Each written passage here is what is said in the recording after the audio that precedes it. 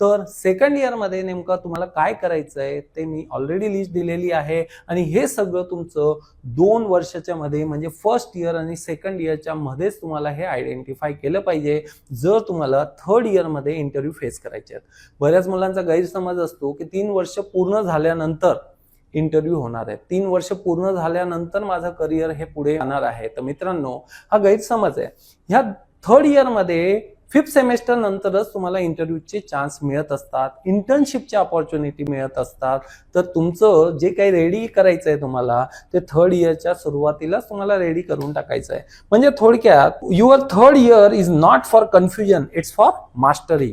जे काही तुम्ही इथे एक्सपेरिमेंट केलेले आहेत त्यांना आता फायनली मास्टर लेवल तुम्हाला करायचं आहे आणि डेफिनेटली त्याच डोमेनमध्ये तुम्हाला आता त्याच डोमेनच्या कंपन्या बघायच्या आहेत, त्याच डोमेनमध्ये आता तुम्हाला तुमचं करिअर सिक्युअर करायचं आहे जे तुम्ही इथे ठरवलं होतं. तर once you have explored enough, lock your domain by the start of third year.